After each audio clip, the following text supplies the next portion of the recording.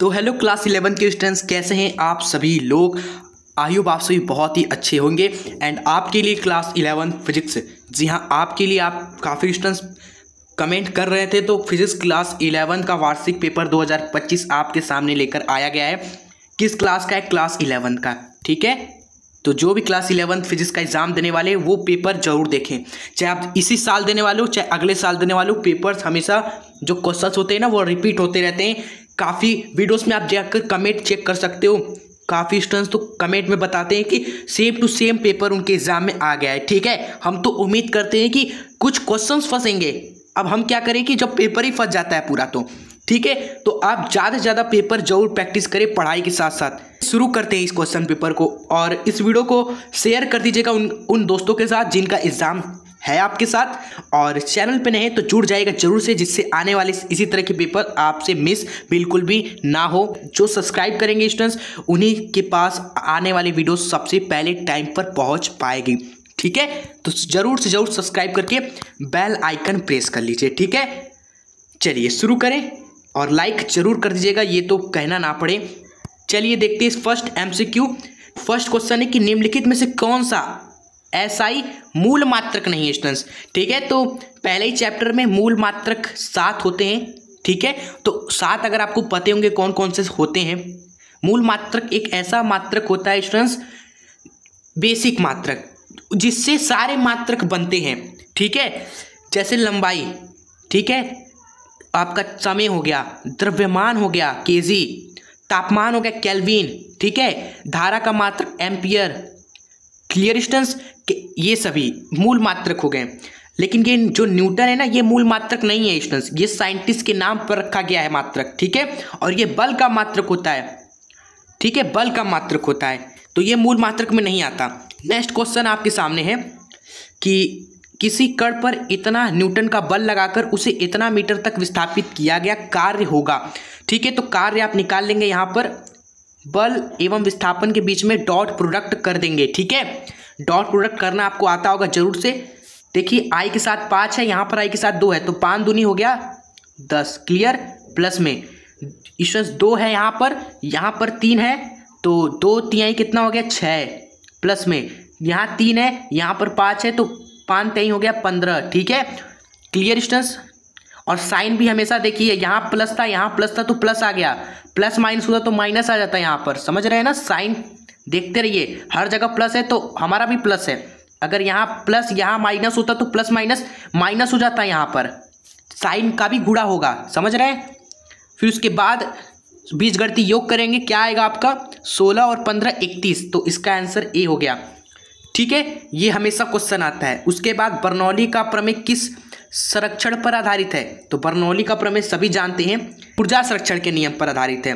जिस तरह स्टूडेंट्स किसी वस्तु की ऊर्जा गति के दौरान क्या होती है, संरक्षित होती है, तो बर्नौली ने बताया द्रव भी अगर गति कर रहा है इधर से उधर एक नलिका में, तो उसकी भी ऊर्जा स्टूडेंट्स संरक्षित है। जितना नीचे कुल ऊर्जा है उतनी ऊपर भी होगी।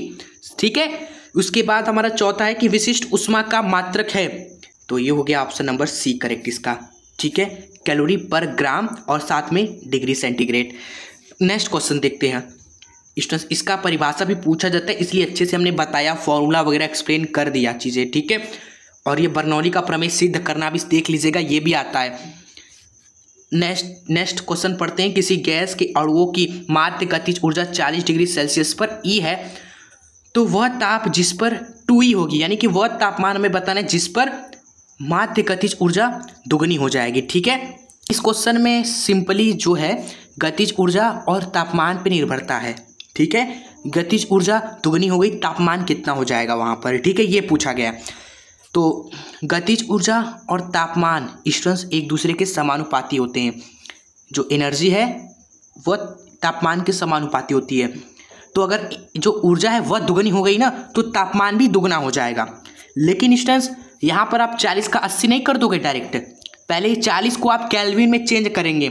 ठीक है, क्वेश्चन में जब भी वैल्यू रखा जाता है न्यूमेरिकल में एसआई यूनिट में, तो यहाँ पर आप क्या करेंगे, पहले 40 डिग्री को केल्विन में बदलेंगे, तो आएगा 313 केल्विन।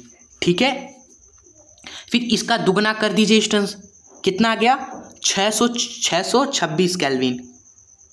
626 केल्विन आपका आंसर होगा। लेकिन 626 केल्विन तो है नहीं डिग्री सेंटीग्रेड में, तो 626 को आप में से आप घटा दीजिए 273, आपको सेल्सियस में वही चीज़ मिल जाएगा। तो आंसर वो हो जाएगा ये क्वेश्चन, ठीक है। अरे ये वाला ऑप्शन टिक कर देंगे, यही आएगा घटाने पर। आइए उसके बाद देखते हैं अगला। तो इस क्वेश्चन में देखिए पूछा गया है कि एक बंद आर्गन पाइप के तीसरे सन्नादी तथा पहले अधिस्वरक का अनुपात होगा, ठीक है। तो इसका जो सही उत्तर है 3:1 है, लेकिन 3:1 दिया नहीं है, यही हम मान लेते, हो सकता है प्रिंटिंग मिस्टेक हो चुका हो, यहाँ पर एक की जगह पर 1 होना चाहिए, ठीक है। तो सी करेक्ट है यहाँ पर। आइए अब एक नंबर वाले क्वेश्चन हैं, ध्यान से देखिएगा। और ये जो पेपर है वह शिवम जी ने सेंड किया है, हम इनको अच्छे से जानते हैं, हमारे चैनल से ये काफ़ी समय से जुड़े हैं, तो उनको तहे दिल से धन्यवाद, ठीक है। जिससे देखिए आप भी सेंड करोगे तो जिनका एग्ज़ाम होने वाला होगा, जो भी हज़ारों बच्चे होंगे उनके लिए हेल्पफुल होगा, ठीक है। बस एक दूसरे की हेल्प करते रहिए।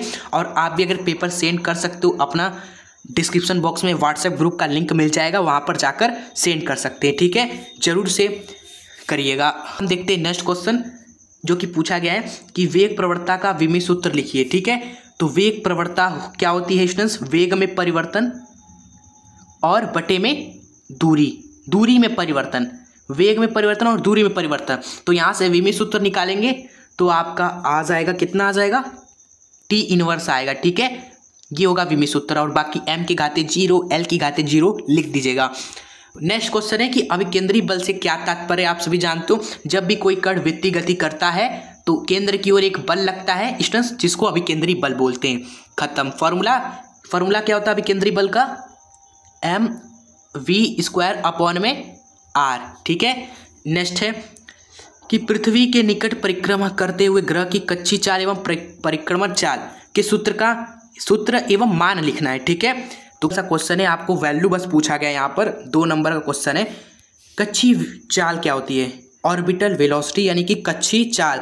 पृथ्वी के निकट में स्टूडेंट्स अगर कोई उपग्रह है तो किस वेग से पृथ्वी के चारों ओर घूम रहा है, वो कच्ची चाल है। और एक चक्कर लगाने में जितना समय लग रहा है वो परिक्रमण काल है। तो इनका वैल्यू पूछा गया है, ठीक है। तो जो आपका वेलोसिटी होता है उसका वैल्यू होता है 8 किलोमीटर/सेकेंड, ठीक है।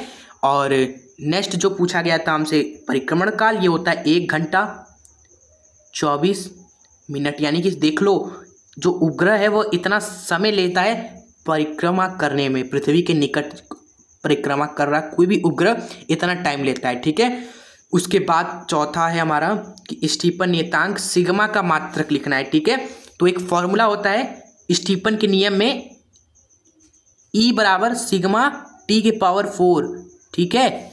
E = सिग्मा T⁴ होता है, ये फॉर्मूला दिख रहा है ना आपको। इसी फॉर्मूले से स्टूडेंट्स आप निकाल लोगे क्या?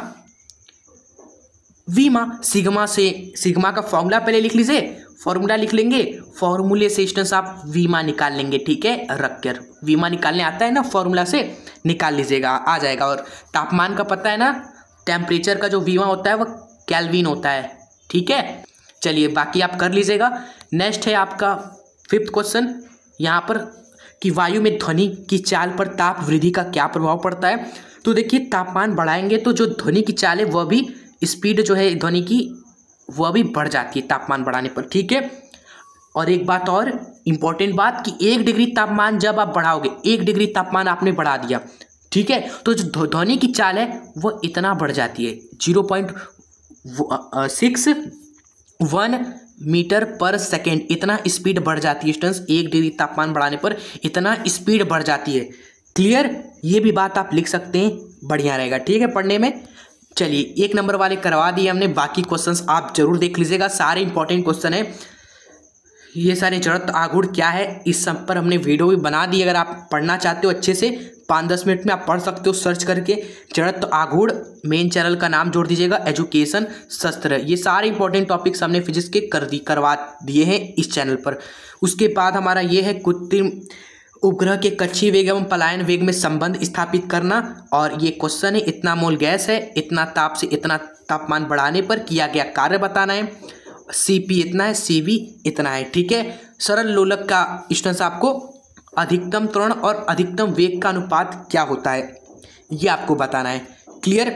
सरल लोलक का त्वरण लिखिए, एक तरफ सरल लोलक का जो त्वरण होता है स्टूडेंट्स वो लिख दीजिए और जो वेग होता है वो लिख लीजिए और दोनों को अनुपात निकालना है आपको, ठीक है।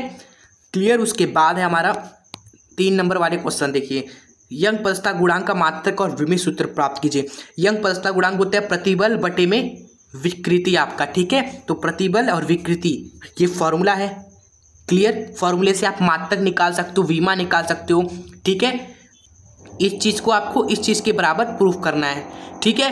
चलिए, m द्रव्यमान वाले कण का जो स्थिति सदिश है R1 है, 2m वाले द्रव्यमान का स्थिति सदिश R2 है। द्रव्यमान केंद्र की स्थिति क्या होगी सभी जानते हैं। द्रव्यमान केंद्र का फॉर्मूला होता है m1 R1 प्लस में m2 R2 बटे में m1 प्लस में m2 स्टूडेंट्स, ठीक है। इस फॉर्मूले का यूज करके आप द्रव्यमान केंद्र की स्थिति लिख दोगे पेपर में, ठीक है। आगे बढ़ेंगे तो नेक्स्ट क्वेश्चन आप देख सकते हो, पूछा गया है कि किस ताप पर वायु में ध्वनि की चाल इतना डिग्री सेल्सियस पर ध्वनि की चाल की दुगनी होगी, किस ताप पर, ठीक है। उसके बाद है सरल लोलक का गोलक है, सरल लोलक के आवर्त काल में क्या परिवर्तन होगा। पहला, गोलक को पूर्णतः द्रव में भर दें, गोलक का आधे से अधिक द्रव में भर दिया जाए, ठीक है।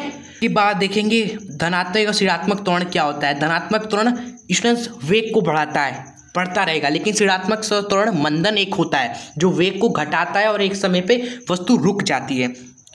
उसके बाद संरक्षी बल की विशेषता लिखना है आपको। संरक्षी बल असंरक्षी बल हमने कवर किया हुआ है अच्छे से, पलायन वेग वगैरह अच्छे से बताया हुआ है। क्लियर। उसका वैल्यू भी हमने बताया था पलायन वेग का वीडियो में। उसके बाद है कि द्रव के अंदर h ऊंचाई गहराई पर स्थित किसी बिंदु पर कुल दाब कितना होता है, ठीक है। और उसके बाद गुप्त उष्मा क्या होती है अच्छे से बताना है। गुप्त उष्मा एजुकेशन शास्त्र सर्च करके इसको आप पढ़ सकते हैं, हमने कवर भी किया है। उसके बाद है सिद्ध कीजिए स्टूडेंट, सिद्ध कीजिए कि प्रति सेकेंड सुनाई देने वाली विस्पंदों की संख्या का मान दोनों ध्वनि के स्रोतों की आवृत्तियों के अंतर के बराबर होता है। 5 नंबर का क्वेश्चन है। अथवा में वान डेर वाल गैस समीकरण है, आपसे A और B स्थिरांक का मात्रक विमा पूछा गया है, ठीक है। उसके बाद कार्य ऊर्जा प्रमेय, ये सारे हमने कवर कर दिए हैं। विमित सूत्र पर न्यूमेरिकल में भी ये कराया था हमने। कार्य ऊर्जा प्रमेय भी बताया है, सिद्ध भी किया है उसको। सरल लोलक क्या है, आवर्तकाल का व्यंजक भी हमने निकलवाया है, आपसे डेरिवेशन करवाया है इस टॉपिक का। स्वतंत्र कोटि क्या है स्टूडेंट्स, अच्छे से ये भी कवर है, चैनल पे आप जाकर देखिए, ठीक है। कोई भी टॉपिक पढ़ना हो टॉपिक सर्च करिए, चैनल का नाम जोड़ सकते हैं, ठीक है। गाइड भी हमने कर दिया कहाँ से आप देख सकते हो अच्छे से। उसके बाद 9th क्वेश्चन में पूछा गया है पृथ्वी की सतह से h ऊंचाई पर वित्तीय कक्षा में पृथ्वी की परिक्रमा करते हुए उपग्रह का कक्षीय वेग निकालना है, ठीक है। इसके पहले हमने कक्षीय वेग का मान देखा था और वो कक्षीय वेग कैसे आता है, ऑर्बिटल वेलोसिटी, वो आपको गणना करनी है, डेरिवेशन करना है स्टूडेंट, समझ रहे हैं। क्लियर। तो अच्छे से देखिएगा जरूर इन टॉपिक्स को। लास्ट क्वेश्चन है उष्मागतिकी का द्वितीय नियम क्या है, अच्छे से व्याख्या करिए आरेख बनाकर स्टूडेंट्स, ठीक है। तो ये आज का पेपर एंड होता है। उष्मागतिकी के नियम भी जरूर देख लीजिएगा, शून्यांक प्रथम द्वितीय। चलिए तो ये वीडियो आज एंड करते हैं स्टूडेंट्स, ठीक है। आई होप आपके लिए हेल्पफुल होगा, तो आप सभी कमेंट में जरूर बताएं। और भी किसी सब्जेक्ट के पेपर चाहिए तो आप कमेंट्स करते रहें, और हाँ शेयर भी करते रहें, क्योंकि जब तक हमारे पास नहीं आएगा तब तक हम किसी और की हेल्प कैसे कर पाएंगे। तो जिनका हो जाए तो वो सेंड करते रहें, और जिनको जो भी चाहिए वो कमेंट में बताते रहें, और अप्रिशिएट करते रहें, इस वीडियो को शेयर करते रहें दोस्त मित्रों तक। और चैनल पे जुड़े नहीं हैं तो सब्सक्राइब करके जुड़ना मत भूलिएगा, ठीक है। मिलते हैं आपसे नेक्स्ट वीडियो के साथ। हंसते रहे, खुश रहे, आगे बढ़ते रहें, एग्ज़ाम और लाइफ दोनों में मचाते रहें। जय हिंद, वंदे मातरम।